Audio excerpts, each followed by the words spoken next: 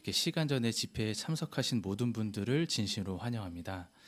네, 이제 순서에 따라서 준비된 공개 강연을 함께 들어보도록 하시겠습니다. 네, 그 전에 가능하신 분들은 모두 일어나셔서 기쁨으로 노래하라 151번, 그분이 부르실 것이다를 함께 부르시겠습니다. 네, 노래를 부르신 후 기도로서 집회를 시작하도록 하겠습니다. 노래 151번입니다.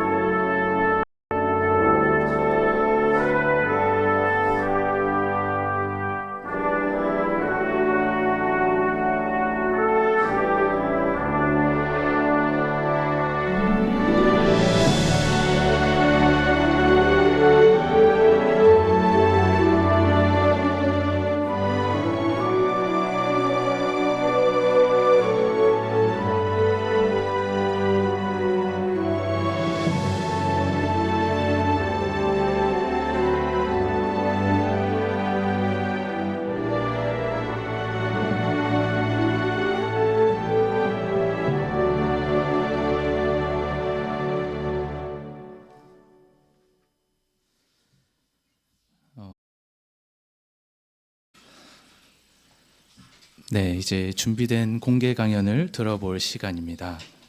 네, 강연의 주제를 먼저 말씀드리겠습니다. 네, 강연의 주제는 현 생명이 인생의 전부인가입니다. 네, 필기를 위해 다시 말씀드리겠습니다. 현 생명이 인생의 전부인가입니다. 오늘 이 강연에 수고해 주실 연사는 천안 성정회중과 연합하고 계신 남상원 형제이십니다. 연사를 연단으로 초대합니다.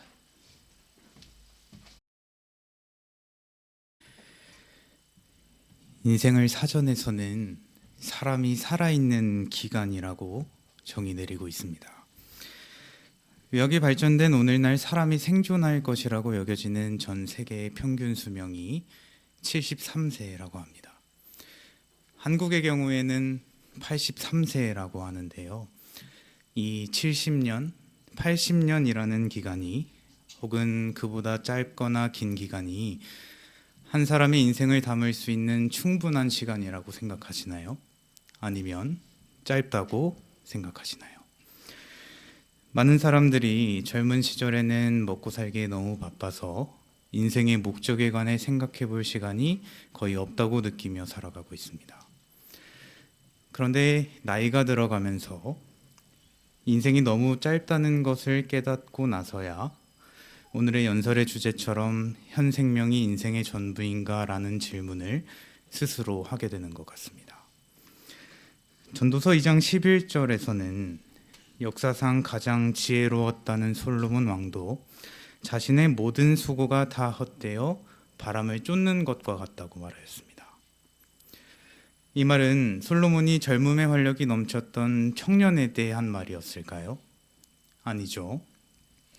막대한 부도 누려보고 왕으로서 권력과 명성을 누려본 후에서야 인생을 어느 정도 살아보고 나니까 인생은 짧고 실망감을 준다고 표현한 것이었습니다.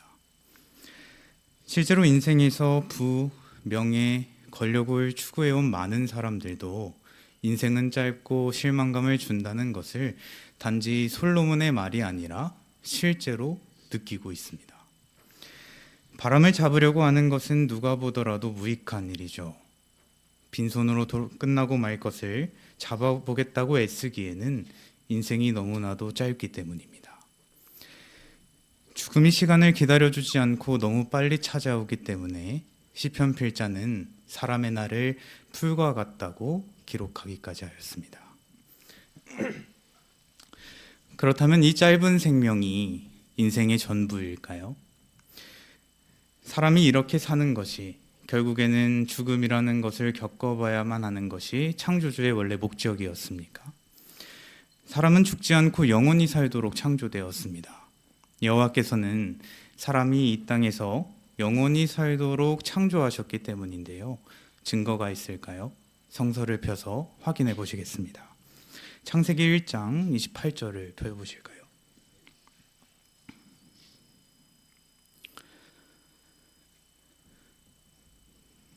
창세기 1장 28절입니다. 하느님께서 그들을 축복하며 이렇게 말씀하셨다. 생육하고 번성하여 땅을 가득 채우고 땅을 정복하여라. 바다의 물고기와 하늘의 날짐승과 땅에서 움직이는 모든 생물을 다스려라. 여호와께서는 첫 인간 부부에게 이러한 목적을 설명해 주신 것이었습니다. 자녀들이 첫 인간 부부에게 완전한 자녀들을 출산할 능력을 주셨고 자녀들이 또 자녀들을 낳고 지구 전역에 아담과 하와의 자손이 영원히 살게 할 목적을 설명해 주신 것이었습니다. 풍부한 자원이 가득한 지구는 아담과 하와의 자손이 영원히 살 수 있는 집이 될 것이었습니다. 여호와께서 첫 인간 부부가 죽을 것을 아시고도 땅을 가득 채우고 번성하라고 말씀하신 것입니까?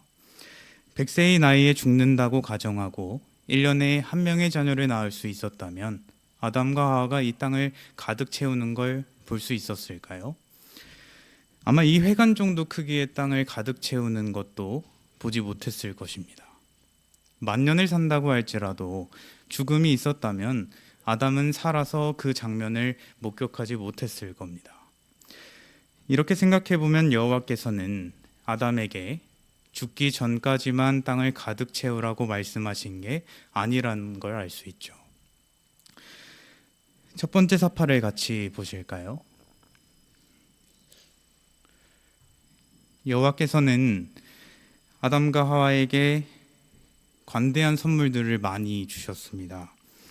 아담에게 순종할 수 있는 방법도 가르쳐 주셨고 자신의 필요를 돌보고 아름다운 땅과 동물들을 관리하는 법도 가르쳐 주셨습니다. 사파에서 보여주는 것처럼 낙원의 아름다움과 풍요로움을 온전히 즐길 수 있었습니다. 첫인간 부부 앞에는 만족을 주는 일을 하고 새로운 것을 끝없이 발견할 수 있는 기회, 즉 의미 있는 삶을 영원히 누릴 수 있는 전망이 있었습니다. 죽음은 여호와의 창조 목적과 일치하지 않았는데요. 사파 감사합니다. 성경의 죽음은 오직 불순종의 결과로만 언급되어 있기 때문입니다. 이 점도 성경을 통해서 확인해 보실까요? 창세기 2장 16절과 17절입니다. 창세기 2장 16절. 여호와 하느님께서 사람에게 이렇게 명령하셨다. 동산 모든 나무의 열매는 내가 만족할 만큼 먹어도 된다. 그러나 선악을 알게 하는 나무의 열매는 먹어서는 안 된다. 내가 그것을 먹는 날에는 반드시 죽을 것이다. 여호와께서는 순종에 대해서 가르쳐 주셨고 불순종의 결과도 알려주셨습니다. 모든 나무의 열매는 먹어도 되지만 이 선악을 알게 하는 나무의 열매를 먹을 때에는 반드시 죽을 것이라고, 죽음이라는 것이 불순종의 결과라고 여호와께서는 분명하게 알려주셨습니다. 영원히 살도록 창조되었던 아담과 하와는 순종을 했을 때 여호와의 목적과 일치하게 영원히 살 수 있었습니다. 그런데 결과는 어떠했죠? 두 번째 사파도 보실까요? 아담과 하와는 불순종하는 것을 선택하였습니다. 먹지 말라고 한 그 나무의 열매를 따서 먹었습니다. 여호와께서 먹지 말라고 명령하신 그 열매를 먹었기 때문에 단 한 번의 불순종이라는 선택 때문에 사파에서 보여주는 것처럼 아담은 늙고 병들고 결국에는 죽음을 겪을 수밖에 없게 된 것입니다. 사파 감사합니다. 그 불순종의 결과인 죽음이라는 죄를 유전받아 오늘날 우리는 여호와의 원래 목적이었던 영원한 생명을 누리지 못하게 된 거죠. 그럼 이 죽음 때문에 죽으면 사람은 정말 어떻게 될까? 우리의 사랑하는 사람이 어딘가에서 고통받고 있진 않을까? 사랑하는 사람들을 다시 만날 수는 있는 걸까? 이런 의문들이 생기기 마련입니다. 우선 성경에서 사람이 죽으면 어떻게 된다고 알려주는지 살펴보겠습니다. 그리고 하느님의 말씀인 성경에서는 어떤 희망을 제시해 주는지도 알아보겠습니다. 먼저 성경에서 사람이 죽으면 어떻게 된다고 알려주는지 살펴보실까요? 예전부터 많은 사람들은 죽은 후에도 계속 살기를 원했다는 것을 알 수 있습니다. 어느 신문에 6살 난 여아 자살이라는 기사가 실렸는데요. 이 충격적인 제목의 기사에서는 제키라는 어린 소녀의 비극적인 죽음에 대해 보도하였습니다. 제키는 어머니가 불치병으로 사망하고 나서 얼마 후에 자살하였는데요. 이 제키라는 어린 친구가 열차에 뛰어들기 전에 식구들에게 천사가 되어 엄마와 함께 있고 싶다고 말했다고 합니다. 죽음이 사람들의 삶에 어떤 영향을 미치는지 잘 보여주는데요. 많은 사람들은 이 죽음이라는 냉혹한 현실을 무시하는 쪽을 선택하고 사람에게 불멸의 영혼이 있다고 믿기도 합니다. 사람이 죽으면 천국이나 지옥에 간다고 믿는 사람들이 있는가 하면 사람들이 영혼이 남아서 우리와 대화할 수 있다고 믿는 사람들도 우리 주변에서는 만나볼 수 있습니다. 아마도 죽은 사람의 상태에 대해 확실히 알 수가 없기 때문에 간절한 마음으로 이 영혼이 남아서 사람들과 함께 한다고 믿게 만든 건 아닐까요? 사람이 죽어서도 영혼이 남는 것은 여호와의 창조 목적과 일치하지 않았습니다. 여호와께서 사람을 그렇게 창조하지 않으셨죠. 사람이 이 땅에서 영원히 살게 하는 것이 여호와의 목적이었습니다. 여호와께서 영원히 남는다는 사실을 아시고도 우리에게 숨기신 것일까요?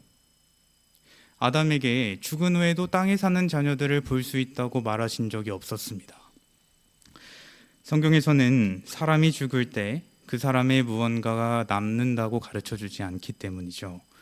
전도서 9장 5절과 10절을 통해서 보실까요?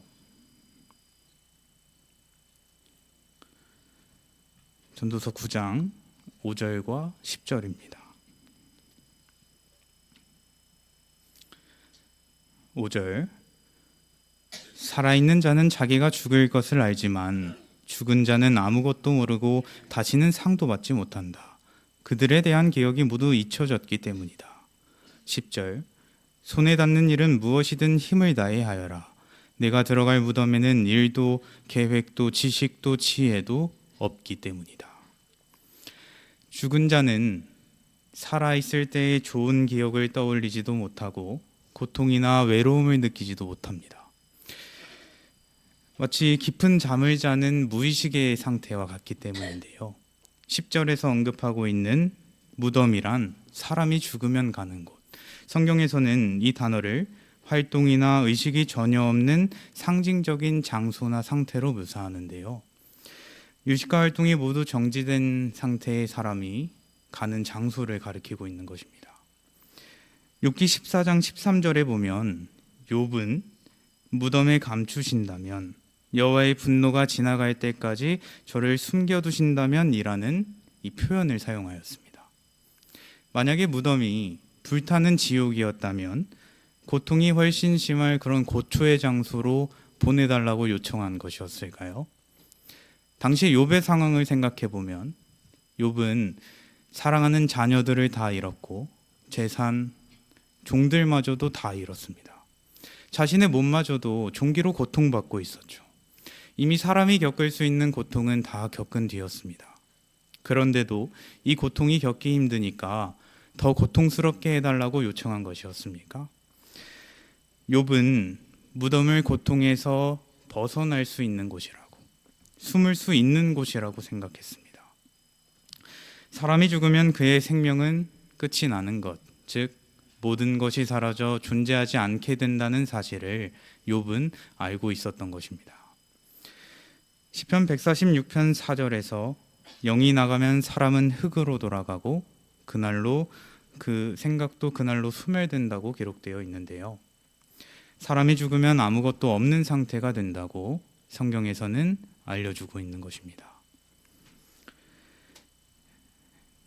대다수의 사람들은 죽음에 관해 생각하지 않으려 한다고 월드북 백과사전에는 지적하고 있습니다. 죽은 후에도 계속 살기를 원한다는 것만 보아도 죽음은 분명 사람들에게 달갑지 않은 존재인 것 같습니다. 하지만 벗이나 친족의 장례식에 참석해보면 모든 인류를 기다리고 있는 이 죽음에 대해서 다시금 생각해보게 되는 것 같습니다. 우리는 수시로 장례식에 참석하게 되고 평생을 사귀어온 많은 벗들과 친족들과 사별하는 그 고통을 감내해야만 합니다. 사랑하는 사람들을 다시 못 볼 것만 같은 현실 때문에 우리를 더 슬프고 고통스럽게 하는 건 아닐까요? 사랑하는 사람들을 죽어서도 보고 싶어하는 그 간절한 마음, 보이지도 않는 영혼이 남는다고 생각하는 것이 우리가 가질 수 있는 참된 희망입니까? 여호와께서는 우리에게 이런 약속을 하신 적이 없습니다. 이제 성경에서는 어떤 희망을 알려주는지도 살펴보실까요? 사도행전 24장 15절을 펴서 보시겠습니다.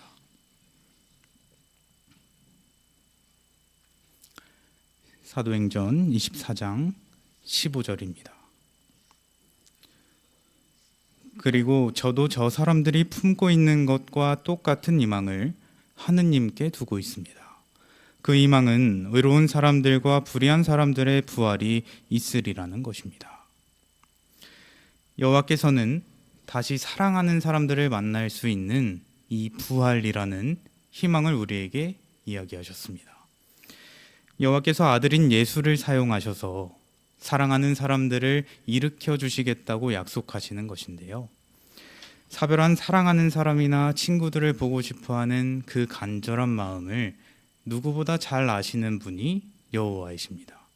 그렇기 때문에 우리에게 이런 희망을 알려주신 것이죠.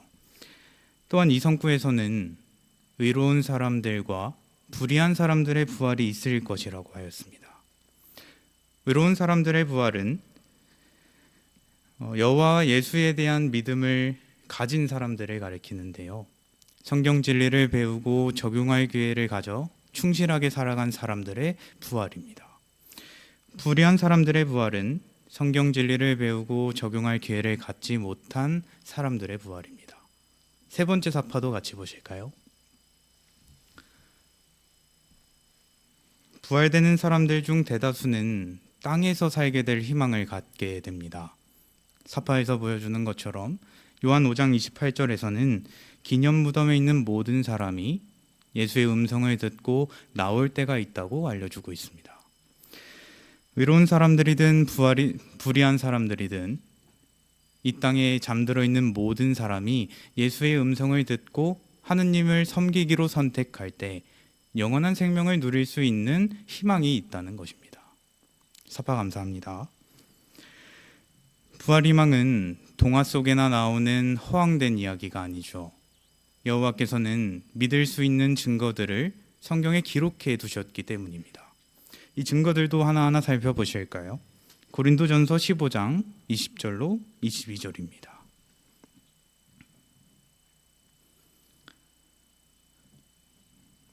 고린도전서 15장 20절. 그러나 그리스도께서는 죽은 사람들 가운데서 일으켜지셔서 죽어 잠든 사람들의 첫 열매가 되셨습니다. 죽음이 한 사람을 통해 왔으므로 죽은 사람의 부활도 한 사람을 통해 옵니다.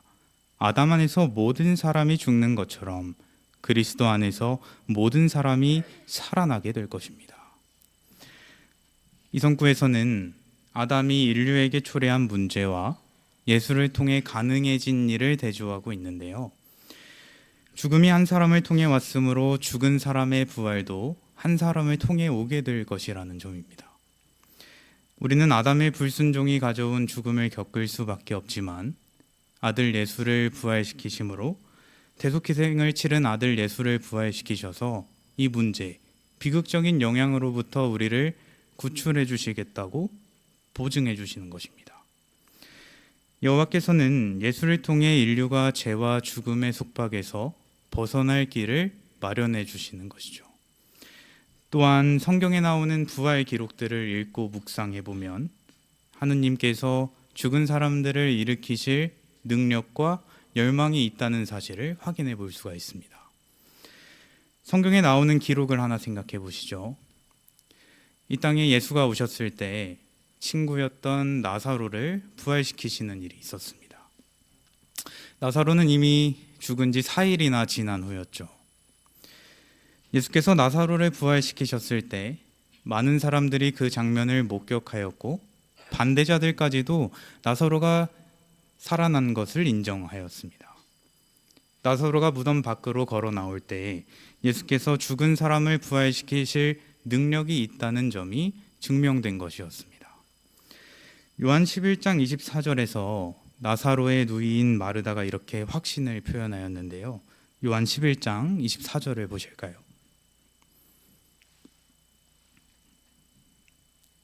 요한 11장 24절입니다.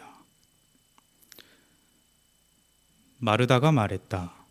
마지막 날 부활 때에 오라비가 살아나리라는 것을 저는 알고 있습니다.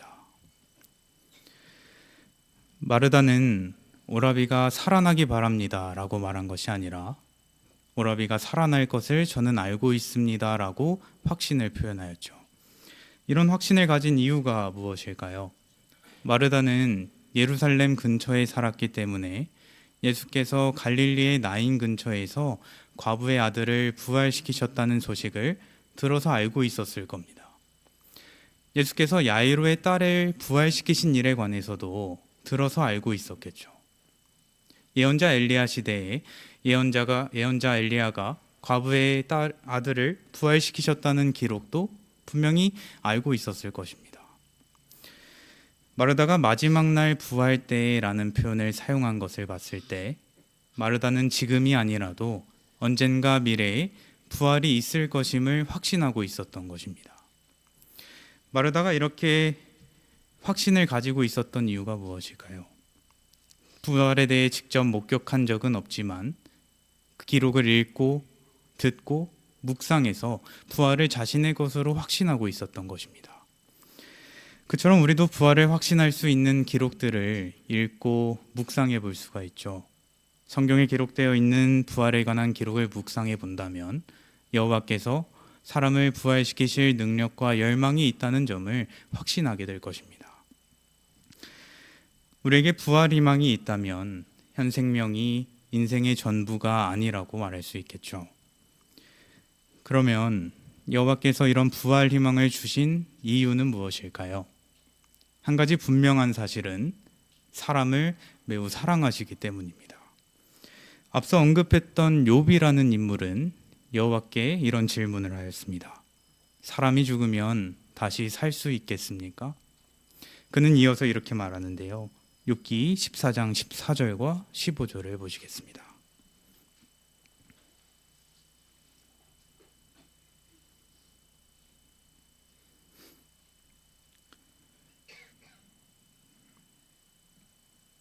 욥기 14장 14절입니다. 사람이 죽으면 다시 살 수 있겠습니까?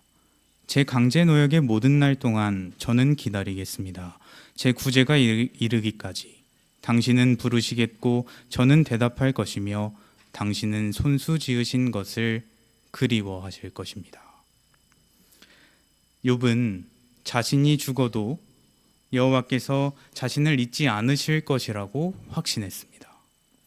하늘에 계신 사랑 많은 아버지께서는 내가 죽어도 나를 부활시켜 주실 것이라는 확신을 갖고 있었던 것입니다. 욥이 죽어 잠든 지 약 3600년이 지난 지금 여호와의 사랑이 변했을까요? 지금도 여전히 여호와께서는 죽은 사람들이 부활되어 행복하고 건강하게 살기를 바라십니다. 사랑하는 사람들을 잃었다면 여러 감정들이 교차하겠죠. 슬픔에 눈물은 하염없이 흐르고 가슴은 칼로 찌르는 것처럼 아픕니다.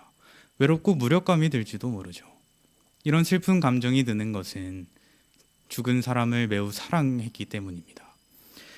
여호와께서도 아들 예수가 기둥에 못 박혀 돌아가실 때 그 고통을 지켜보시면서 비통해하지 않으셨습니까? 예수를 부활시키셔서 다시 만날 것을 아시고도 그렇게 슬퍼하셨습니다. 여호와께서는 우리가 느끼는 슬픈 감정, 고통들을 하나하나 느끼시면서 똑같이 슬퍼하시고 우리의 감정을 헤아려 주신다는 사실입니다. 여호와께서 사랑하는 자녀들을 만나기 바라신다는 것은 변하지 않는 사실입니다. 우리의 머리카락까지도 세워두신 분이고 하늘의 별들의 이름을 하나하나 부르시는 분이 여호와이십니다. 전 세계의 수십억 명에 달하는 인구 중 단지 한 사람에 불과한 개개인들을 소중하게 여기시는 분이죠. 3600년이 지났어도 여호와의 기억 속에 욥은 여전히 기록되어 있을 것입니다. 욥이 확신한 것처럼 우리도 확신을 표현할 수 있지 않을까요? 우리의 사랑하는 사람들의 이름을 부르실 것이고 다시 일으켜 주시겠다고요. 부활 희망은 분명 사랑하는 사람과 사별하는 고통을 겪을 때, 죽음이라는 것이 해결될 수 없는 문제로 보일 때 그 고통으로부터 위안을 얻을 수 있습니다. 죽음이 큰 슬픔을 초래하는 문제이지만 여호와께 완벽한 해결책이 있다는 것이기 때문에 우리는 위안을 얻을 수가 있는 것이죠. 우리는 현재 있는 짧은 인생 너머에 있는 영원한 생명을 확신 있게 기대해 볼 수가 있는 것입니다. 그럼 가장 중요한 점으로 우리가 이 영원한 생명을 누리려면 어떻게 해야 할까요? 머지않아 고통이 가득하고 문제가 가득한 세상, 즉 성경에서 말하고 있는 악한 세상 제도에는 끝이 있을 것입니다. 하지만 여호와를 섬기는 수백만이 넘는 사람들은 생존할 것인데요. 그 충실한 사람들은 죽음이라는 것을 겪지 않을 것입니다. 세상이 멸망된 뒤에는 죽은 사람들의 부활도 있을 것입니다. 이 마지막 때의 끝에 살고 있는 우리에게 해야 할 일이 있는 것입니다. 이 성구를 보실까요? 요한 17장 3절입니다.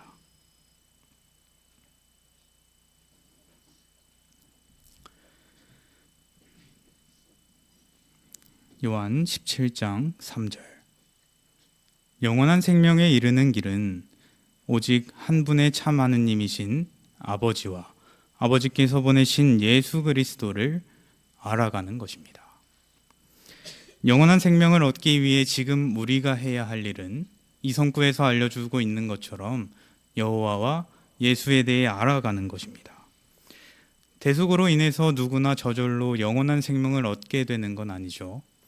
하느님의 존재만 믿고 몇 가지 사실만 아는 것이 아니라 여호와와 친밀한 벗이 되어야 합니다. 누군가와 친밀한 사이가 되려면 시간과 노력이 필요한 것처럼 여호와와 예수를 알아가는데 우리의 시간과 노력을 사용해야 한다는 점입니다. 계속해서 성경을 연구하고 생활에 적용하기 위해 노력한다면 여호와와 예수에 대한 생각을 더 잘 알아가게 될 것입니다. 예수께서는 우리가 영원한 생명을 얻는 데 있어서 매우 중요한 역할을 하시기 때문이죠. 이 세상의 끝을 생존해서든 부활이 되어서든 영원한 생명을 얻을 수 있다는 희망이 있기 때문에 우리는 인생에 아무런 의미가 없다는 실망감으로부터 벗어날 수가 있는 것입니다. 하느님의 약속이 이루어질 때를 고대하면서 계속 인생을 의미 있게 살아갈 수가 있겠죠. 마지막으로 이사야 25장 8절을 펴서 보실까요?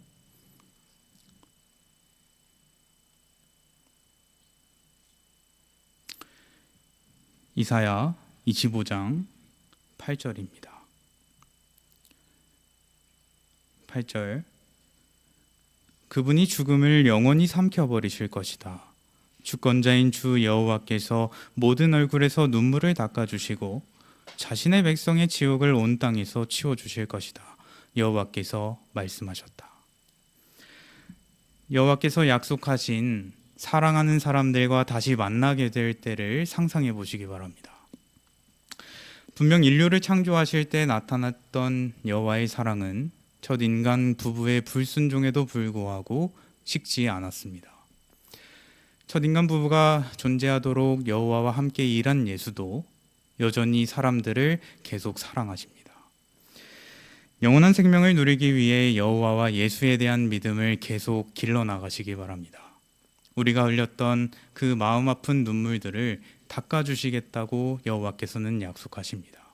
죽음이라는 것을 영원히 우리 앞에서 치워주시겠다고 약속하십니다. 현 생명이 인생의 전부가 아니라면 우리 인생은 결코 짧지 않을 것입니다.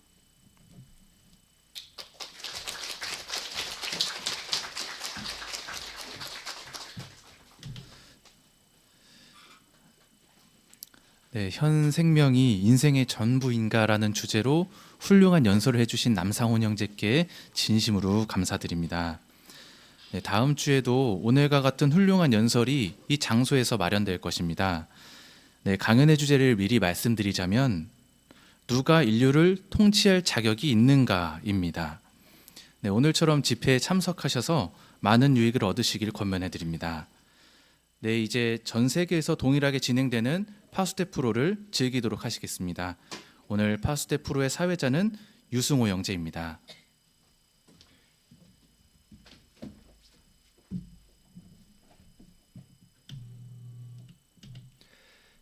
하느님 지향적인 사람이 되는데 도움이 되는 파수대 집회에 함께해 주셔서 감사합니다.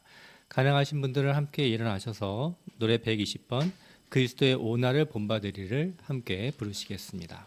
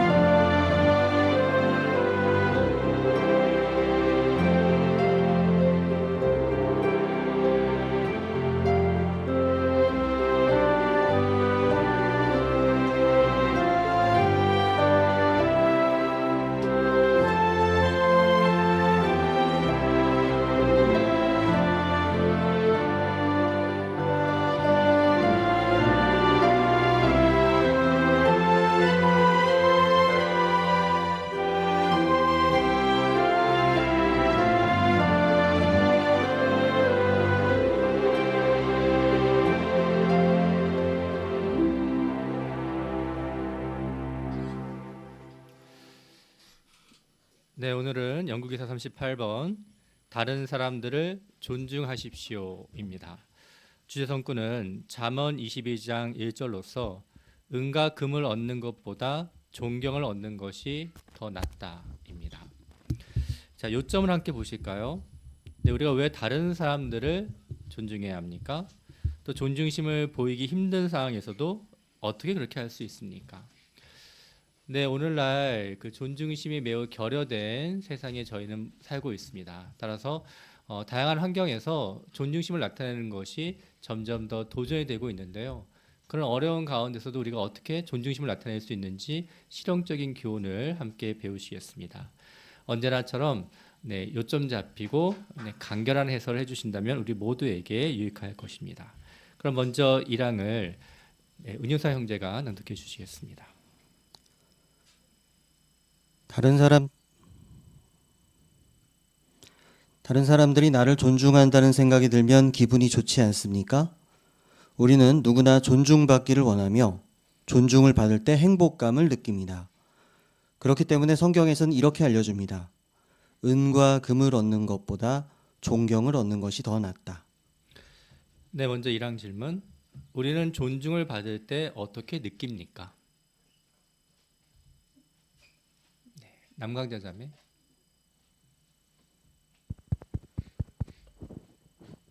네, 다른 사람들이 나를 존중한다 그런 생각을 하면 정말 기분 좋은 일입니다. 그래서 많은 사람들은 존중받기를 원하고 또 존중받을 때 행복감을 느끼고 있습니다. 그 성경에서도 그렇게 말하죠. 금과 은을 얻는 것보다 존경을 받는 것이 더 낫다. 정말 행복한 일입니다. 네, 그렇습니다. 자, 함께 좀 낭독해 보실까요? 잠언 22장 1절입니다. 네, 한지윤 학생. 이거 읽어도 돼요? 다른 사람을 존중한다는 것은 그 사람을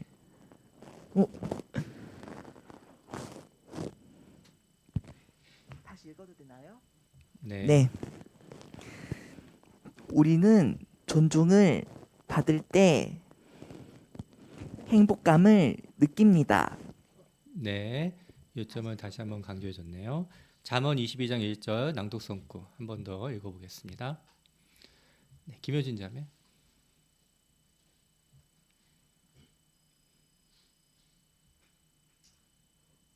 많은 재물보다 좋은 이름을 택하는 것이 낫고 은과 금을 얻는 것보다 존경을 얻는 것이 더 낫다. 네, 감사합니다. 자, 이 성구가 여기에 언급된 이유가 무엇일까요? 윤미경 자매.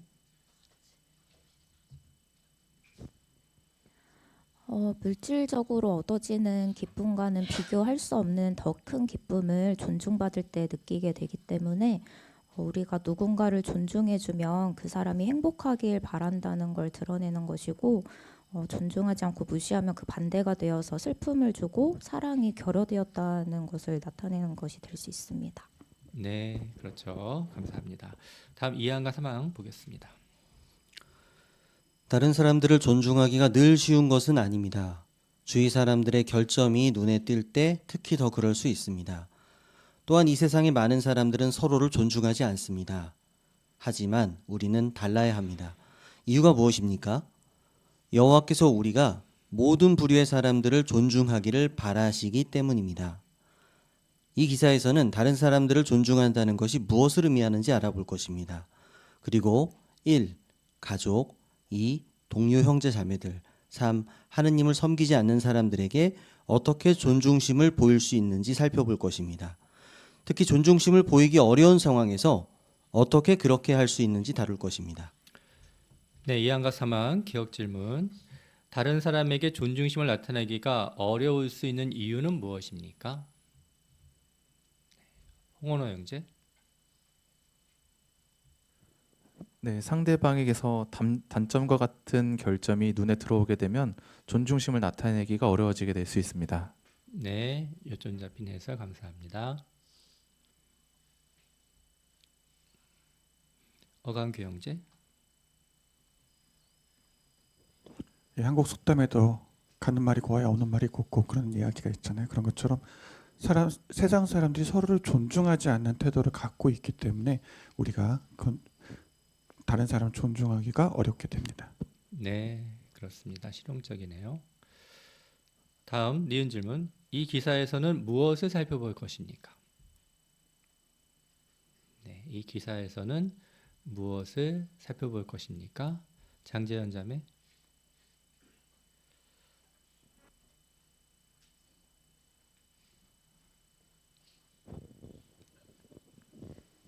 다른 사람을 존중한다는 것이 무엇을 의미하는 것인지 알아볼 것입니다. 네, 그렇죠. 그리고요. 네, 여기 오송혜 자매.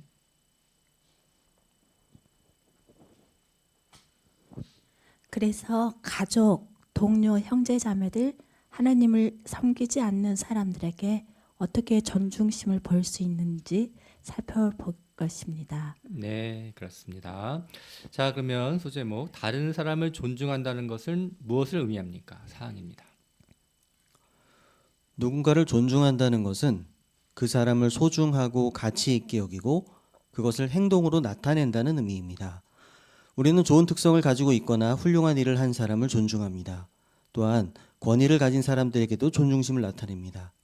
그런데 다른 사람을 존중하는 것이 거칠에 불과한 것이 되어서는 안 됩니다. 마음에서 우러나와 그렇게 할 때 진정한 존중심을 나타내는 것입니다.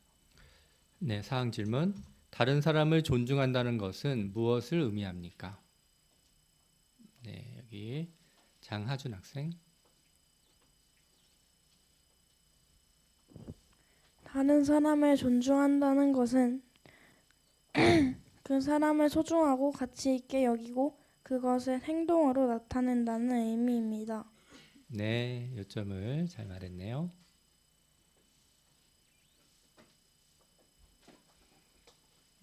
네, 최윤정 자매.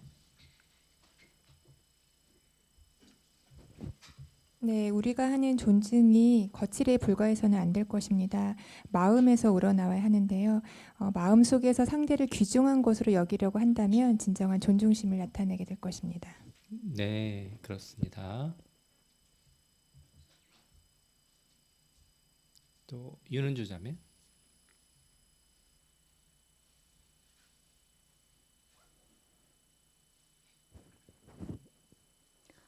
네, 1세기 당시에도 예수께서 마태 15장 8절에 보면 이 백성이 입술로는 나를 공경하지만 마음은 내게서 멀리 떠나 있다라고 경고하셨습니다.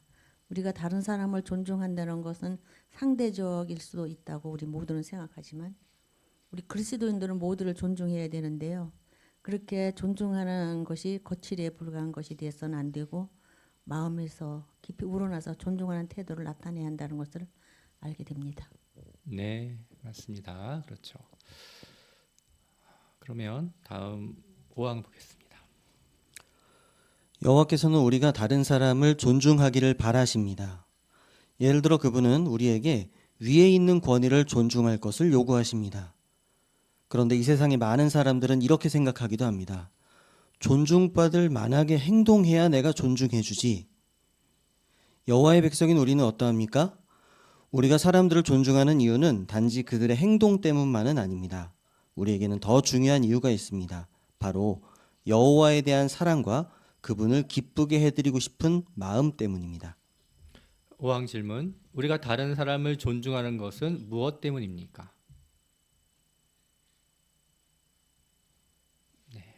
장효정 자매.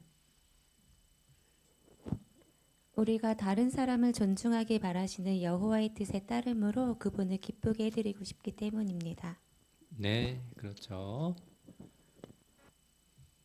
요점을 잘 말씀해 주셨는데요. 성구에서도 중요한 점들이 많이 언급되어 있습니다. 네, 유아진 형제. 여호수아 4장 14절에 의하면 여호와께서는 여호수아를 높이셨고 또 백성들은 그분의 마련을 인식하여 여호수아를 깊이 존경하게 되었다고 말합니다. 오늘날 우리가 다른 사람들을 존중하는 이유 역시 어쩌면 그들의 좋은 특성 때문이기도 하지만 그보다 먼저 여호와께서 그들을 사용해 여호와 하느님의 목적을 달성하고 계시다는 사실을 존중하기 때문에 그러합니다. 네, 성경적 근거를 잘 얘기해 줬네요. 박소정 자매. 네, 또 베드로전서 3장 15절에서는 우리가 가진 희망에 대한 이유를 묻는 모든 사람에게 깊은 존경심으로 변호할 준비를 하라고 말합니다. 이 모든 사람들 중에는 반감을 가지고 거칠게 묻는 사람들도 있을 텐데요. 그들을 존중하는 이유는 그들이 꼭 존중받을 만한 행동을 해서가 아니라 우리가 여호와를 사랑한다는 것과 우리 마음속에서 그리스도를 주로서 거룩하게 여긴다는 것을 나타내고 싶기 때문입니다. 네, 그렇습니다. 생각할 만한 점이네요. 네. 그러면 다음 6항 보시죠. 그런데 나를 존중해주지 않는 사람을 과연 내가 존중할 수 있을까 하는 생각이 들지 모릅니다. 성경 인물들의 본을 생각해 보십시오. 사울 왕은 사람들 앞에서 아들 요나단을 모욕했습니다. 그런데도 요나단은 아버지에 대한 존중심을 잃지 않았습니다. 그는 전투에서 끝까지 아버지 곁을 지키며 함께 싸웠습니다. 대제사장 엘리는 한나가 술에 취했다고 비난했습니다. 게다가 엘리는 아버지의 역할도 대제사장의 역할도 제대로 하지 못하는 사람으로 널리 알려져 있었습니다. 그런데도 한나는 엘리에게 존중심 있게 말했습니다. 아테네 사람들은 사도 바울을 떠벌이라고 부르면서 모욕했습니다. 하지만 바울은 그들에게 존중심 있게 증거했습니다. 이러한 예를 통해 무엇을 알 수 있습니까? 여호와에 대한 깊은 사랑과 그분을 불쾌하게 해드리고 싶지 않은 마음이 있으면 쉽지 않은 상황에서도 존중심을 나타낼 수 있다는 것입니다. 이제 우리가 누구를 존중해야 하는지, 왜 그렇게 해야 하는지 살펴보겠습니다. 6항 질문. 우리를 존중해 주지 않는 사람을 존중하는 것이 가능합니까? 예를 들어 보십시오. 네, 여기 장하는 자매.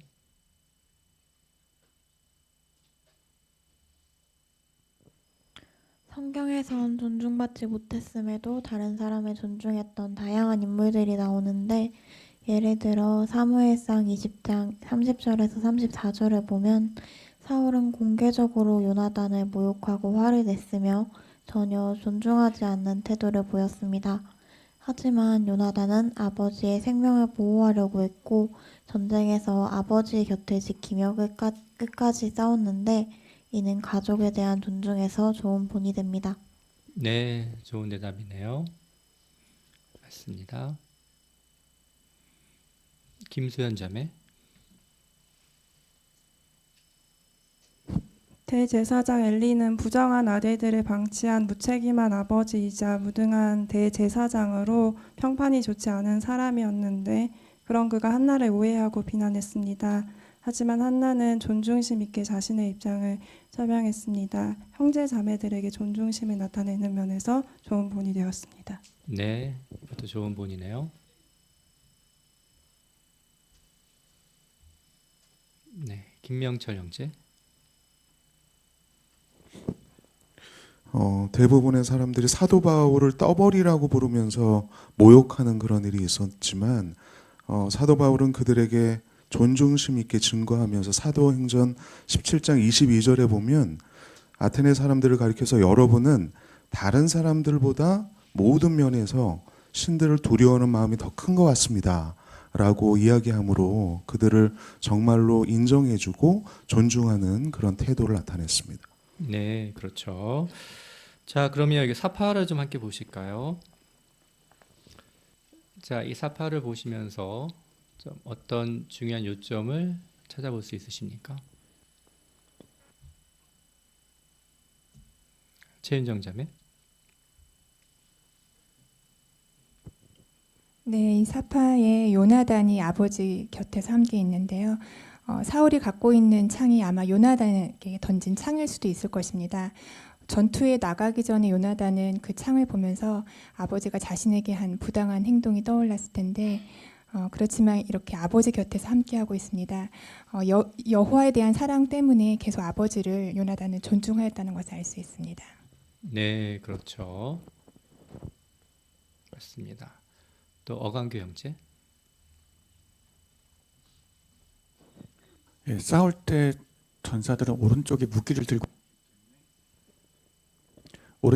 들고 있기 때문에 왼편에서 방패든 사람이 있습니다. 지금 사울왕 왼편에 방패를 든 사람의 표정이 좀 많은 것을 말해주는 것 같은데요. 자기는 힘들고 이제 두렵고 도망치고 싶은 그런 표정인데도 어떻게 저 아들이 저렇게 앞에 나서서 저렇게 열심히 하나 그런 표정으로 요나단을 바라보고 있는데, 그러한 모습에서 더욱더 열심을 나타냈고 존중심 있게 행동한 요나단을 느낄 수 있습니다. 네, 그렇죠. 사파에서 정말 많은 것을 우리에게 알려주고 있습니다. 자, 그러면 이제 가족을 존중하십시오라는 소제목 하에 7항 또 함께 보시죠. 왜 어려운가? 우리는 가족과 많은 시간을 함께 보냅니다. 그러다 보니 서로의 장점뿐 아니라 단점을 아주 잘 알게 됩니다. 어쩌면 가족 중에 병을 앓고 있는 사람이 있어서 그를 돌보기가 쉽지 않을지 모릅니다. 또한 쉽게 불안감에 휩싸이는 가족이나 상처가 되는 말이나 행동을 아무렇지 않게 하는 가족이 있다면 그들에게 존중심을 나타내기가 어려울 수 있습니다. 하지만 그렇다고 해서 가족이 서로 존중심을 나타내지 않는다면 어떻게 되겠습니까? 편안한 안식처가 되어야 할 가정이 긴장과 스트레스가 가득한 전쟁터처럼 느껴질 것입니다. 그런 상황은 마치 몸이 병에 걸린 것과 같습니다. 병에 걸리면 몸 전체가 제 기능을 수행할 수 없는 것처럼 가족 사이에 존중심이 없는 태도가 스며들면 가정의 연합과 평화가 깨질 수 있습니다. 하지만 대부분의 병이 치료가 가능한 것처럼 우리는 가족에게 존중심을 나타내는 법을 배울 수 있습니다. 7항 질문. 가족에게 존중심을 나타내기가 어려울 수 있는 이유는 무엇입니까? 네. 장하준 학생.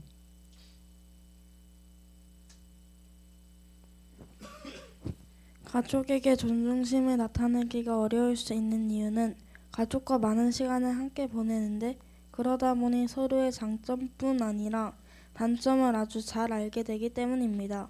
네, 그렇죠. 좋은 대답입니다. 심재용 형제.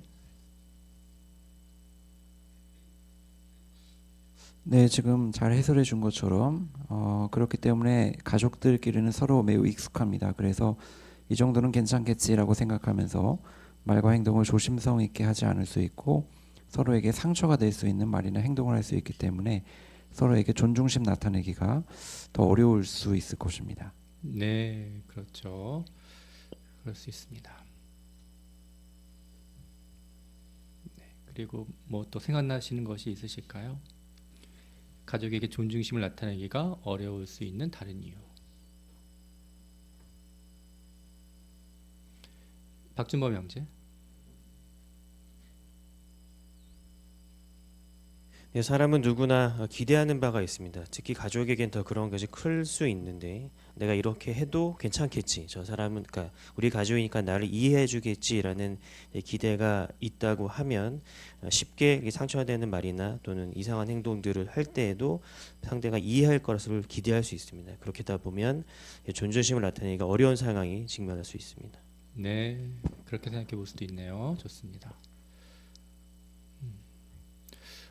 김영수 형제. 네, 가족들에게 존중심을 나타내는 것이 결코 만만한 일이 아닙니다. 저는 어렸을 적에 부모에 대한 존중심보다는 증오심이 더 컸습니다. 왜냐하면 능력도 없으면서 왜 이렇게 애를 많이 낳아갖고 고생시키나 그 생각을 하면 아주 끔찍했습니다. 그런 이제 부정적인 생각을 가지면 한없이 그런 생각에 이렇게 휩싸일 수 있는데 일단 나중에 생각을 바꾼 것이 뭐냐면 나를 있게 해주신 분이 그래도 부모님이다. 그 다음에 또 진리를 알게 된 것에 대해서 너무나 감사하게 생각했고, 그 다음에 이제 훌륭한 자매를 만나서 결혼했고, 또 이렇게 좋은 자녀들을 갖게 한 거에 대해서 또 감사함을 나타내고, 그래서 생각을 바꾸니까 그래도 부모님한테 존중심을 나타내야 되겠다 이런 생각을 갖게 되었습니다. 네, 그럴 수 있습니다. 맞습니다. 또 문화적인 배경도 있을 수 있을 것 같아요. 뭐 가부장적인 태도 이런 것들이 좀 묻어 있다면은 아내나 자녀에게 좀 존중심을 나타내는 것이 쉽지 않을 수도 있겠네요. 다음은 또 8항을 보겠습니다. 왜 존중해야 하는가? 디모데전서 5장 4절. 그러나 어떤 과부에게 자녀나 손자녀가 있다면 그들이 먼저 자기 집안에서 경건한 정성을 실천하고 자기 부모와 조부모에게 합당히 보답하는 법을 배우게 해야 합니다. 이것은 하느님 보시기에 받아들이실 만한 일입니다. 8절. 만일 어떤 사람이 자기에게 속한 사람들, 특히 자기 집안 식구들을 부양하지 않는다면 그는 믿음을 저버린 사람이며 믿음이 없는 사람보다 더 나쁩니다. 바울은 가족들에게 존중심을 나타낼 수 있는 한 가지 방법을 알려주었습니다. 그는 가족들이 서로를 돌보아야 한다고 말했습니다. 그리고 그렇게 하는 이유가 의무감 때문이 아니라 경건한 정성을 실천하기 위해서라고 설명했습니다. 다시 말해 우리가 그렇게 하는 것이 여호와를 충성스럽게 섬기고 그분께 순종하는 방법이라고 말한 것입니다. 여호와께서는 가족 마련을 만드신 분입니다. 따라서 가족을 존중심 있게 대하는 것은 가족 마련을 만드신 여호와를 존중하는 것입니다. 가족에게 존중심을 나타내는 것이 얼마나 중요한지 알 수 있지 않습니까? 네, 8항 질문. 가족에게 존중심을 나타내는 것이 왜 중요합니까? 은하인 자매. 가족에게 존중심을 나타내는 것이 가족 마련을 만드신 여호와 하느님을 충성스럽게 섬기고 그분께 순종하는 방법이기 때문입니다. 네, 좋은 대답이네요. 그렇습니다. 천세미 자매. 낭독 성구에서 바울은 가족을 서로 돌보는 것이 유세베이아 즉 하느님에 대한 깊은 숭상심과 경외심을 나타내는 경건한 정성이라고 설명합니다.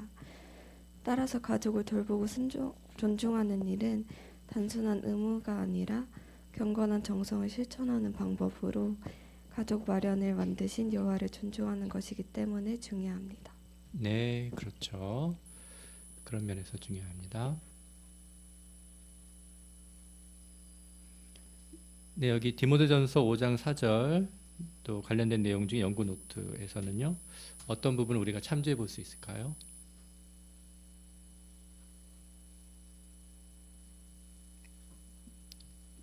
디모데전서 5장 4절에 정춘일 형제.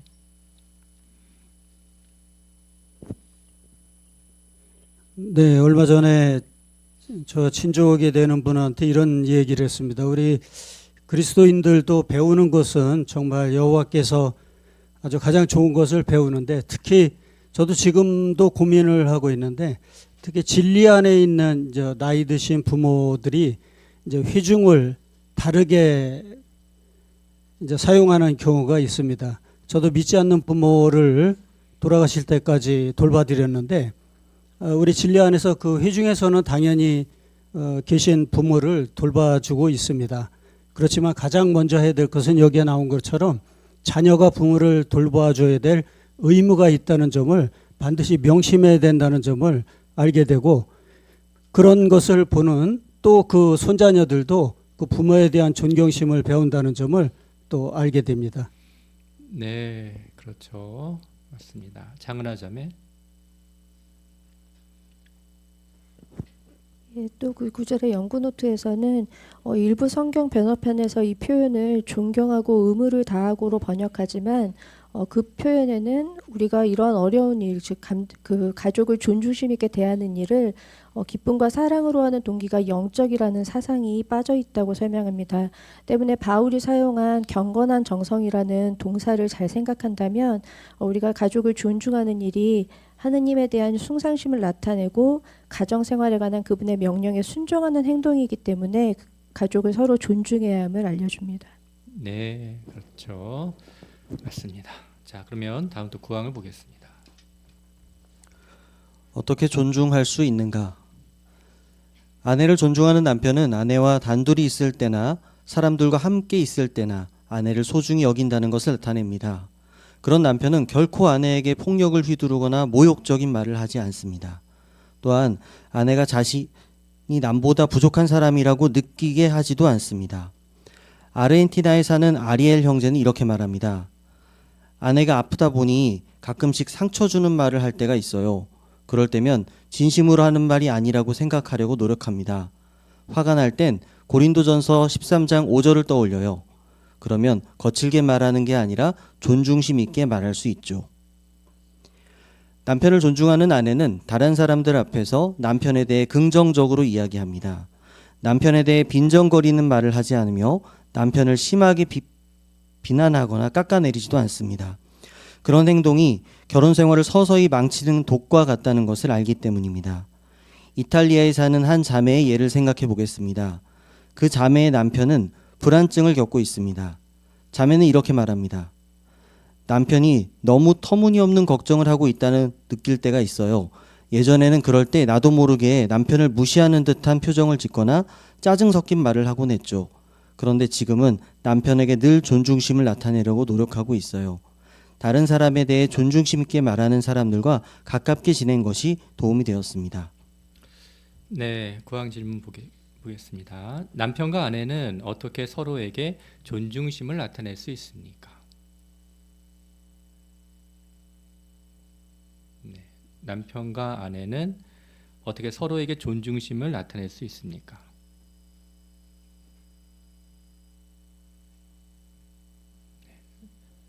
네, 이효인 자매.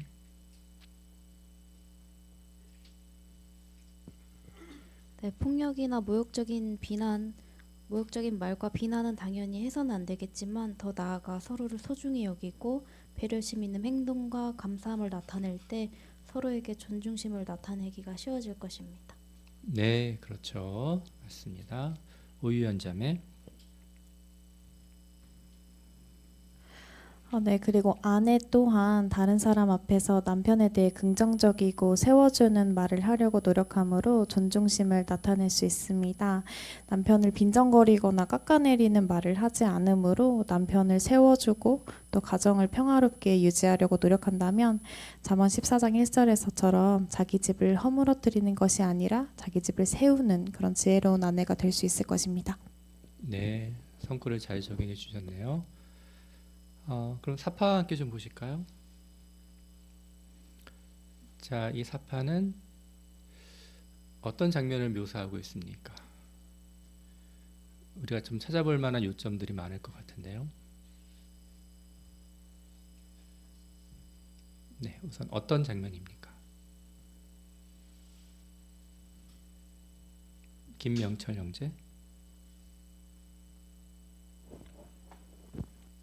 남편이 식사 준비를 하는 아내 옆에서 같이 일을 도와주면서 아내에게 좀 칭찬하는 말을 하는 것 같습니다. 음식 솜씨가 좋다던가 뭐 음식을 이쁘게 잘 한다던가 뭐 이런 식으로 칭찬을 하는 것 같고, 그 옆에는 연로한 사람들의 식사를 이렇게 대접하고 돌봐주고 하는 그 남편을 보면서 다른 형제 자매들에게 남편에 대해서 존중심을 나타내면서 남편을 좀 치켜 세우거나 좀 칭찬을 하거나 존중해주는 그런 장면인 것 같습니다. 네, 그렇죠. 그런데요, 형제는 옷이 그대로인데 왜 자매만 옷이 바뀌었을까요? 보통 이렇게 촬영을 할 때 다 의미가 있다고 제가 들었거든요. 네. 어떻게 생각하십니까?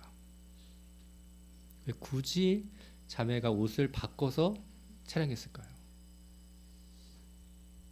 네, 장은하 자매. 아마도 자매가 요리를 준비하거나 손님들을 후대하다 보면 자칫하면 자매는 그날 시중을 드는 사람처럼 보일 수 있는데요. 아마도 그렇지 않고 같이 교제를 나누고 또 이 집의 주인으로서 함께 그 손님을 초대하는 사람으로서의 존중심을 보여주기 위해서 아마도 옷을 갈아입고 손님을 대접하고 있는 것 같습니다. 네, 아주 좋습니다. 네, 그렇게 생각해 볼 수 있습니다. 정답이 있는 것은 아닌데 우리가 다양한 방법으로 생각해 볼 수 있어요. 그렇죠? 그러면 부가적으로 질문 하나 드릴게요. 이거 역시 뭐 정답이 있는 건 아닙니다. 그러니까 나는 배우자에게 정말 존중심 있게 말하고 또 그렇게 행동하고 있다고 생각하는데 상대방이 그렇게 생각하지 않는다면 어떻게 해야 될까요? 나는 그렇게 말하고 그렇게 행동하고 있다고 생각하는데 상대방은 그렇지 않다라고 생각할 경우에 어떻게 하면 좋을까요? 정답이 있는 거, 네, 이현정 자매 말씀하시죠.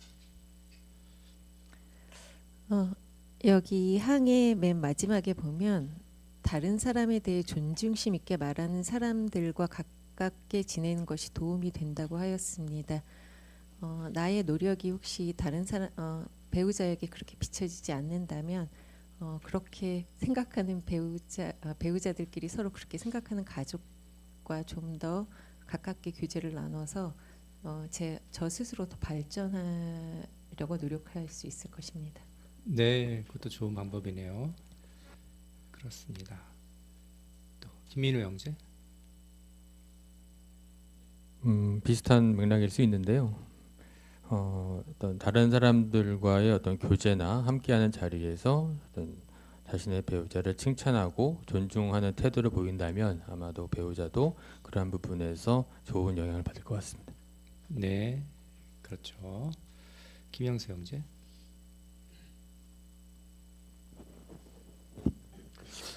네, 배우자가 존중하는 태도를 나타내는데 상대방에서 그렇지 않은 태도를 나타내는 경우는 아마 극히 드물 거라고 생각합니다. 예수께서 말씀하신 황금률대로 하는 것인데요. 내가 존중하면 그 사람도 나를 존중하도록 되어 있고요. 만약에 그렇지 않다면 아마 오해에서 일어난 일일 수가 있습니다. 사도 바울을 떠버리라고 얘기한 것도 오해에서 잘 모르기 때문에 한 얘기인데, 그렇다고 해서 화내거나 존중심 없이 대하지 않고 인내심을 가지고 참는다면 언젠가는 상대방도 나를 존중심을 갖게 될 것이고 그렇게 대하게 될 것입니다. 네, 그렇습니다. 결국은 제 생각은 좀 그렇더라고요. 내가 존중을 받는 게 더 중요한 것 같아요. 그러니까 결국은 나는 존중심 있게 말하고 존중심 있게 행동한다고 나는 생각하지만 상대방이 그렇지 않다라고 생각한다 그러면 상대방에 맞추는 것이 더 중요하지 않을까라고 저는 생각합니다. 정답은 아닙니다. 자, 다음 10편 보시죠. 자녀라면 부모가 정한 규칙을 잘 따라야 합니다. 부모에게 존중심 있게 말하십시오. 부모는 나이가 들면서 자녀의 도움이 더 필요할 수 있습니다. 그럴 때 최선을 다해 부모를 돌봐드리기 위해 노력하십시오. 믿지 않는 아버지를 둔 마리아 자매의 예를 생각해 보겠습니다.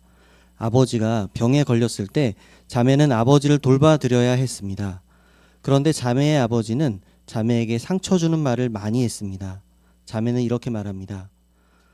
아버지에 대한 존중심을 잃지 않게 해달라고, 그리고 그런 존중심을 나타낼 수 있게 도와달라고 기도드렸어요. 여호와께서 나에게 부모를 공경할 것을 요구하신다면 당연히 그렇게 할 힘도 주실 것이라고 생각했죠. 시간이 좀 걸리긴 했지만 아버지가 나를 어떻게 대하는지에 상관없이 나는 아버지에게 존중심을 나타낼 수 있다는 것을 배웠습니다. 쉽지 않은 상황에서도 가족에게 존중심을 나타내는 것은 가정이라는 마련을 해주신 여호와를 존중하는 것입니다. 네, 10 항 질문. 자녀는 어떻게 부모에게 존중심을 나타낼 수 있습니까? 네, 줌에서 박명자 자매.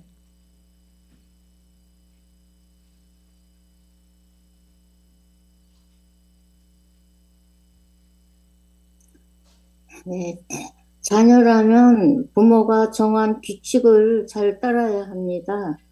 부모에게 존중심 있게 말하고, 부모는 나이가 들어가면서 자녀의 도움이 더 필요할 수 있습니다.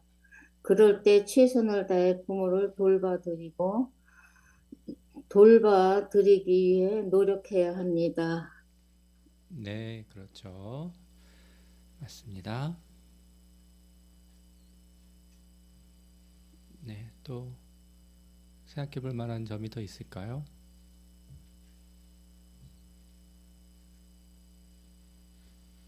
낭만자 자매.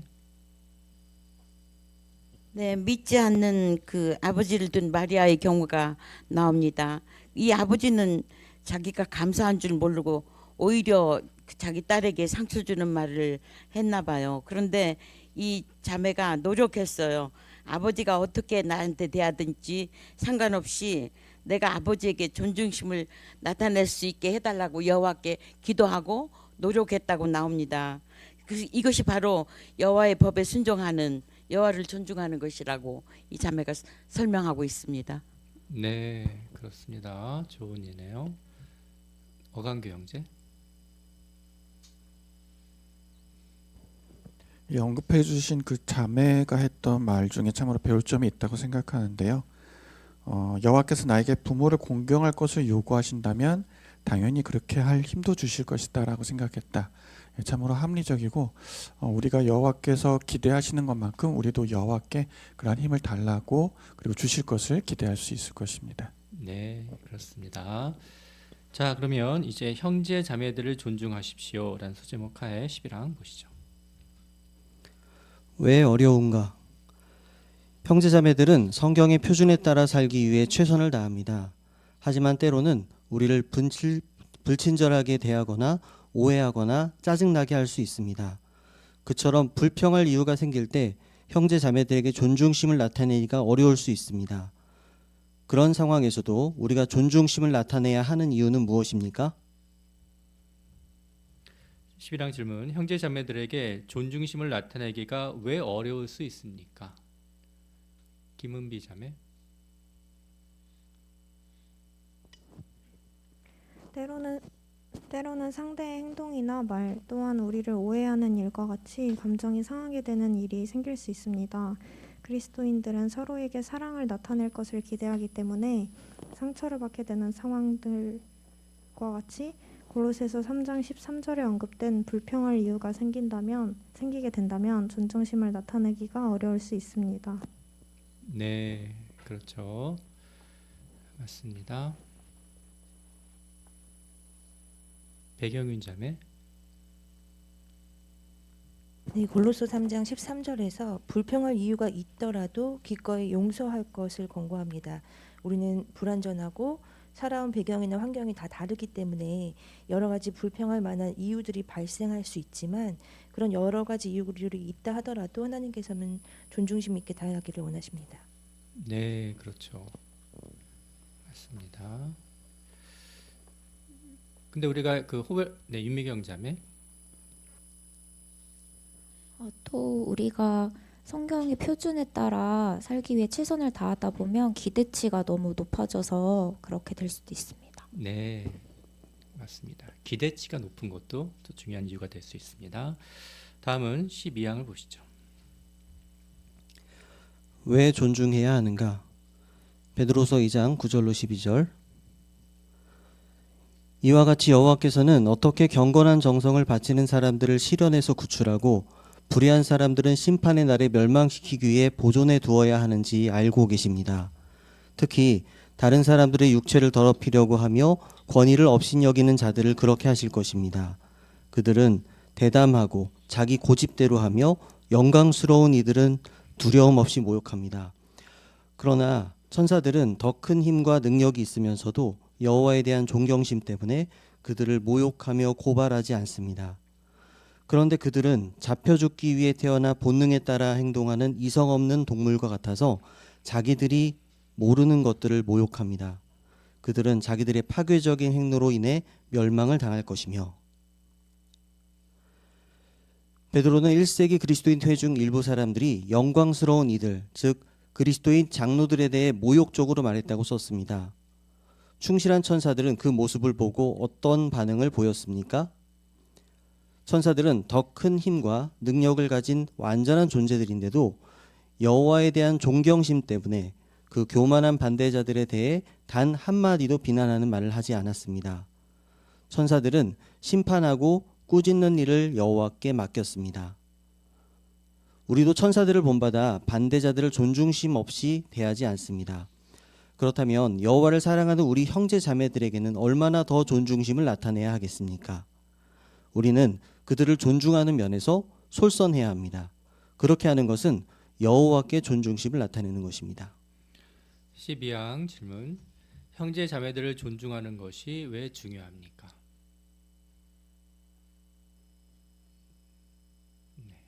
형제 자매들을 존중하는 것이 왜 중요합니까?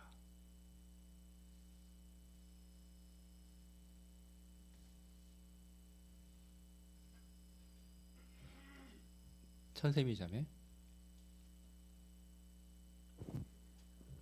충실한 천사들도 여호와에 대한 존경심 때문에 교만한 반대자들을 비난하지 않았으므로 우리는 더욱 형제자매들을 존중해야 하며 그렇게 하는 것이 여호와께 존중심을 나타내는 것이기 때문입니다.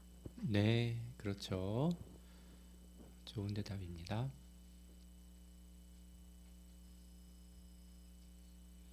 네, 또 최은정 자매.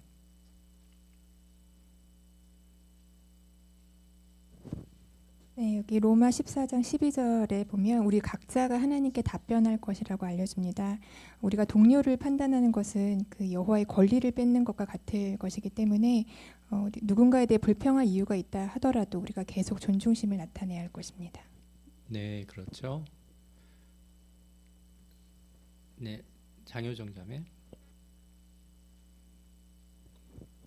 유다 9절에는 예수께서 천사장으로서 많은 권한을 가지고 계셨는데도 사탄을 직접 꾸짖지 않으시고 여호와의 판단에 맡기심으로 존경심을 보이신 예가 나옵니다.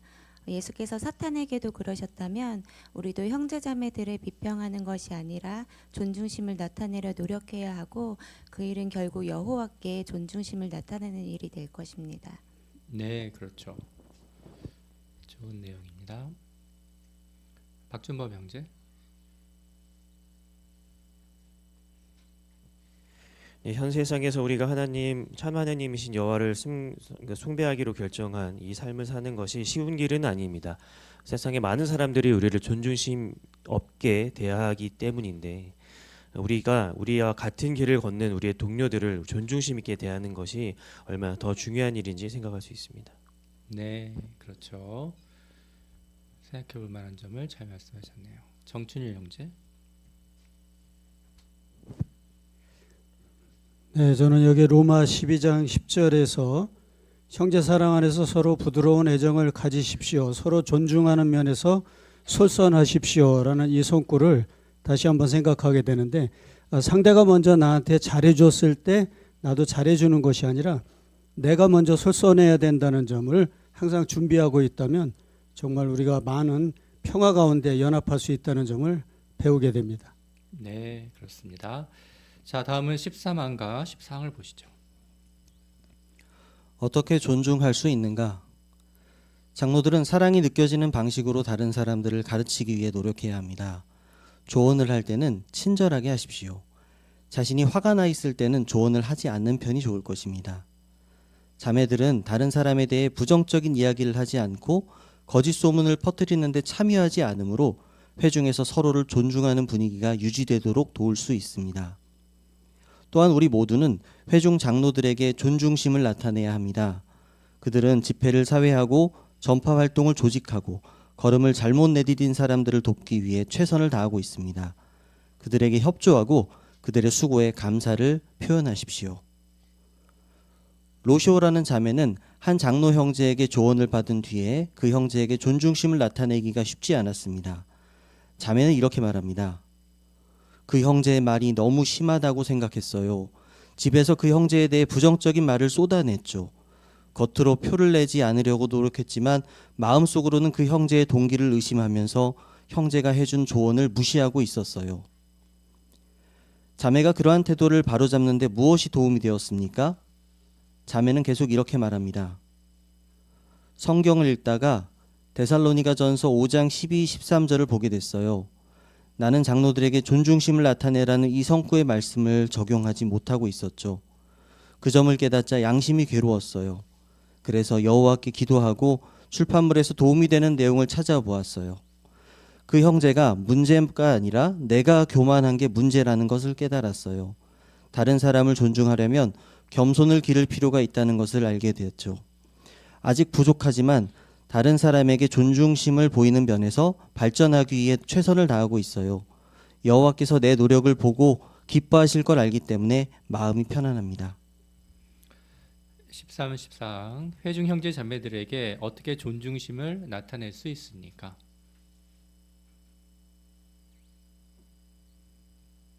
네, 김명철 형제.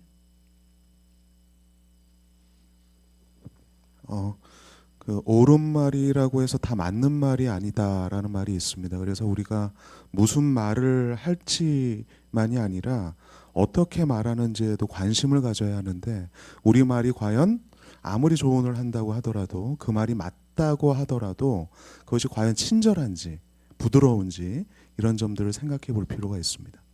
네, 그렇죠. 맞습니다. 이서연 자매. 또 다른 사람에 대한 부정적인 이야기나 거짓 소문을 퍼뜨리는데 참여하지 않기 위해 주의를 기울인다면 존중하는 분위기가 유지되도록 도울 수 있을 것입니다. 네, 이것도 중요하죠. 임채린 자매. 또 회중 장로들에게 존중심을 나타내야 하는데 항상 그들에게 협조하고 그들의 수고에 감사를 표현할 수 있습니다. 네, 그것도 좋은 방법이네요. 김민우 형제. 네, 빌레몬서 8절 9절에서는 이제 명령이라는 표현이 있고 호소라는 표현이 나오는데, 특히 장로들이 가르치는 일 하는 데 있어서 우리 동료들이 그런 방식이 사랑이 느껴질 수 있게 호소하는 방식으로 가르치는 것이 필요함을 강조합니다. 그렇게 함으로 존중심을 나타낼 수 있습니다. 네, 맞습니다. 사파 함께 보실까요? 자, 이 사파는 어떤 요점을 우리에게 알려주고 있습니까?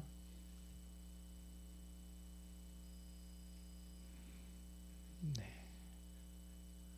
장은아 자매.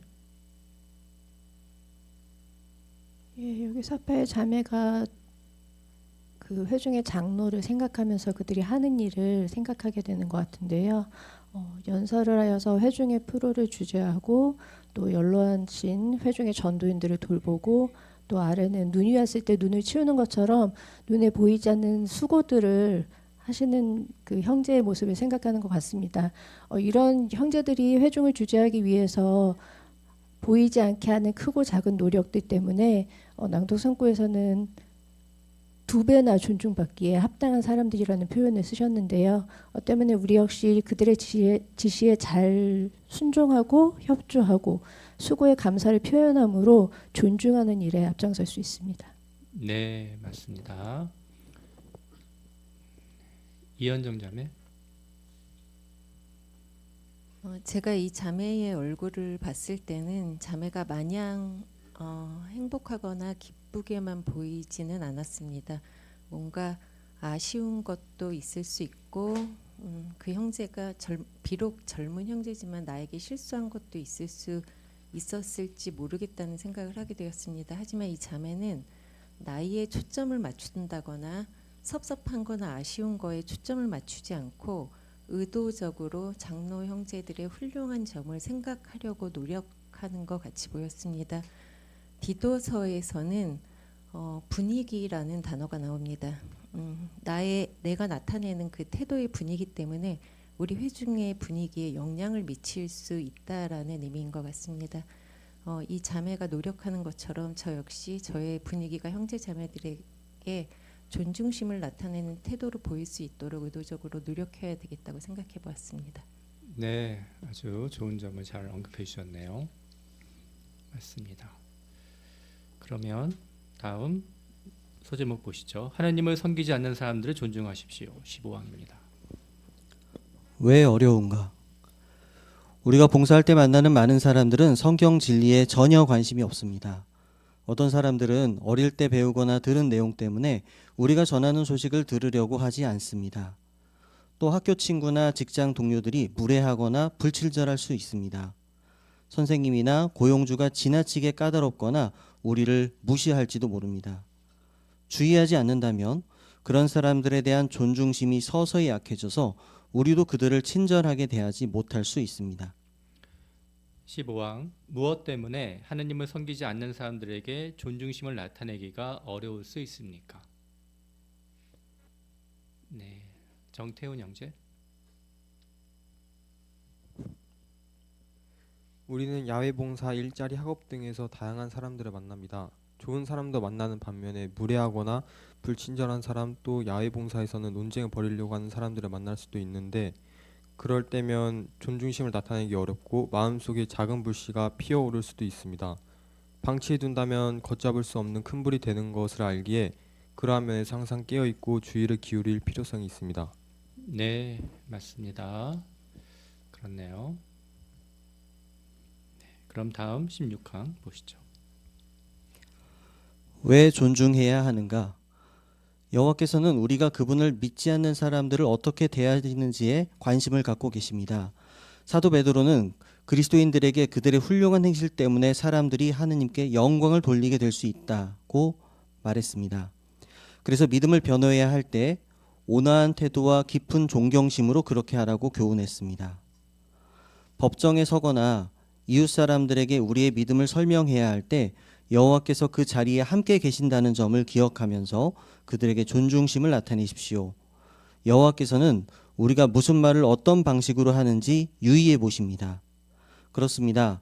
우리는 하느님을 믿지 않는 사람들에게도 언제나 존중심을 나타내야 합니다.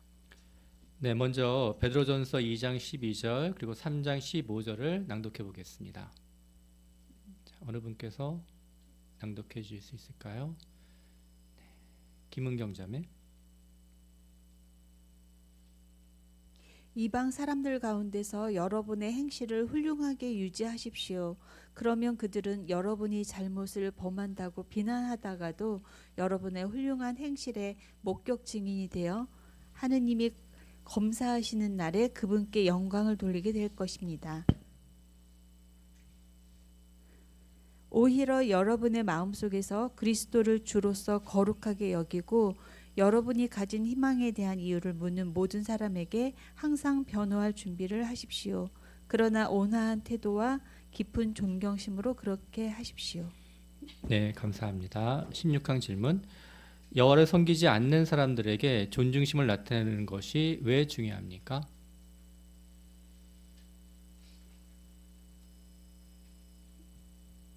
네, 윤미경 자매. 우리의 그런 훌륭한 행실 때문에 이방 사람들이 하느님께 영광을 돌리게 될 수 있기 때문입니다. 네, 그렇습니다. 중요하죠. 김지웅 형제. 우리가 진리 안에 들어온 지 얼마 안 된 분들의 이야기를 들어보면 어릴 때 증인 친구들의 성품이나 행동, 또 배우자의 변하지 않는 존중심 있는 태도나 직장에서 동료의 도덕적이고 친절한 인상이 잊혀지지 않아서라는 말을 자주 듣게 되는데요. 아마 그때 잘 대응했던 증인들은 여호와께서 그 자리에 함께 계신다는 것을 기억했을 것입니다. 그래서 우리가 이런 경험담을 생각해 보면 어떠한 상황에서도 존중심을 끝까지 나타내는 것이 중요한 일임을 알 수 있습니다. 네, 그렇죠. 다음은 17항 보시겠습니다. 어떻게 존중할 수 있는가? 봉사할 때 성경을 잘 모르는 사람들에게 그들을 무시하는 듯한 인상을 주지 않기 위해 노력하십시오. 우리는 하느님께서 모든 사람을 소중히 여기신다는 점을 기억하고 그들을 우리보다 더 나은 사람으로 여겨야 합니다. 누군가가 우리의 믿음을 비웃거나 조롱하더라도 맞받아치려고 하지 마십시오. 은근히 비꼬는 듯한 말로도 그렇게 해서는 안 됩니다. 말실수를 했다는 생각이 든다면 즉시 사과하십시오. 직장에서는 어떻게 존중심을 나타낼 수 있습니까? 열심히 일하고 고용주와 동료들의 좋은 점을 보기 위해 노력하십시오. 물론 우리가 정직하고 성실하게 일한다 하더라도 사람들은 우리의 노력을 알아줄 수도 있고 그러지 않을 수도 있습니다. 하지만 분명 여호와께서는 우리를 보고 기뻐하실 것입니다. 17항. 하느님을 섬기지 않는 사람들에게 어떻게 존중심을 나타낼 수 있습니까? 네, 장하준 학생.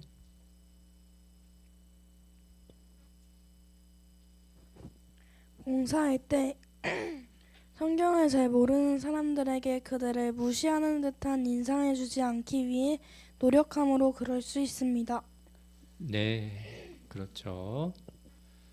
맞습니다. 심재용 형제. 네, 베드로전서 2장 23절에서도 모욕을 당해도 모욕으로 갚지 말라, 이런 원칙이 있는데요. 우리가 봉사를 하다 보면 또는 우리의 가까운 지인들, 직장 동료들, 그들이 우리의 믿음을 비웃거나 조롱할 수 있는데 직접적으로 맞받아치지 않는다 하더라도 약간 비꼬는 말로 그들에게 뭔가 간접적인 공격을 할 수 있는데 이제 그렇게 해서도 안 되고 그들에게 존중심을 나타낼 필요가 있다는 것도 알게 됩니다. 네, 그렇죠. 자, 그러면 이제 마지막 18항을 보겠습니다. 지금까지 살펴본 것처럼 다른 사람들에 대한 존중심을 기르고 나타내야 할 이유들이 참으로 많습니다. 먼저 우리가 가족을 존중심 있게 대하는 것은 우리의 가장이신 여호와께 존중심을 나타내는 것입니다. 또한 우리는 형제 자매들을 존중함으로 하늘에 계신 아버지께 존중심을 나타낼 수 있습니다. 그리고 하느님을 섬기지 않는 사람들에게도 존중심을 나타내면 그들이 우리의 위대한 하느님이신 여호와께 영광을 돌릴 기회가 생길 수 있습니다. 물론 우리가 사람들을 존중하더라도 사람들은 우리를 존중해 주지 않을 수 있습니다. 하지만 사람들에 대한 존중심을 기르고 나타내기 위해 노력하는 것은 언제나 가치 있는 일입니다. 이유가 무엇입니까? 여호와께서 그렇게 하는 우리를 축복해 주실 것이기 때문입니다. 그분은 이렇게 약속하십니다. 나를 존중히 여기는 자들을 내가 존중히 여길 것이다. 네, 은효상 형제 훌륭한 낭독을 해주셔서 감사합니다. 18항 질문. 사람들에 대한 존중심을 기르고 나타내기 위해 노력하는 것은 왜 가치 있는 일입니까? 김태희 자매. 우리가 사람들에게 존중심을 나타내도 존중받지 못할 수 있지만 그렇게 하는 것은 여호와께 사랑을 표현할 수 있는 기회를 얻는 것이고 여호와께 존중심을 나타내는 것이기에 가치 있는 일입니다. 네, 그렇죠. 맞습니다. 윤미경 자매.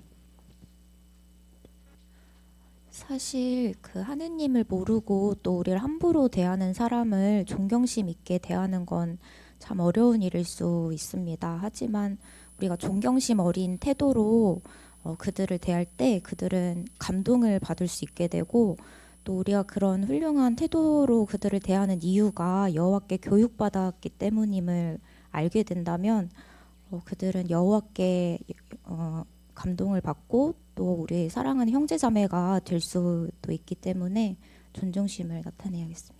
네, 그렇습니다. 자, 그럼 복수 질문 3가지 보시죠. 다음 사람들에게 어떻게 존중심을 나타낼 수 있습니까? 첫 번째, 가족.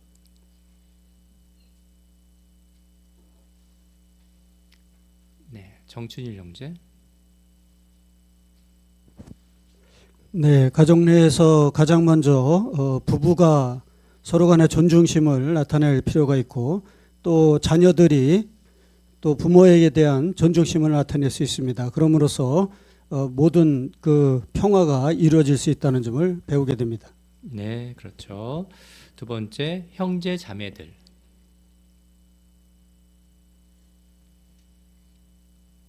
네, 형제 자매들은요.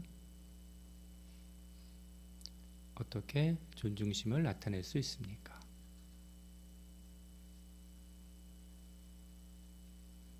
장효정 자매. 사랑이 느껴지는 방식으로 말하고 부정적인 얘기를 하지 않으려고 노력해야 합니다. 또한 장로들에게 협조하고 그들의 수고에 감사를 표현함으로 존중심을 나타낼 수 있습니다. 네, 그렇습니다.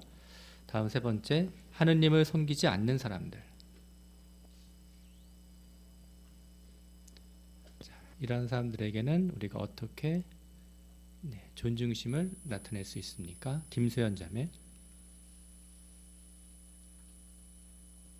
성경을 잘 모르는 사람들을 더 나은 사람으로 여기고 무시하는 듯한 인상을 주지 않기 위해 노력해야 하고 비웃음이나 조롱을 받더라도 품위 있고 평화적인 태도를 유지할 수 있으며 직장에서는 열심히 일하고 고용주와 동료들의 좋은 점을 보기 위해 노력할 수 있습니다. 네, 그렇습니다. 한번 생각을 해보세요. 여기 존중심을 나타내는 사람 순서가 가족, 형제 자매들, 또 하나님을 섬기지 않는 사람들로 되어 있습니다. 어떤 순서일까요? 어쩌면 우리가 존중심을 나타내기가 어려운 순서라고 생각해 볼 수 있습니다. 우리가 야외봉사 때 나가 보시면 정말 믿지 않는 사람들이 우리에게 뭐 거칠고 험한 말을 해도 우리는 웃어 넘기는 경우가 많이 있습니다.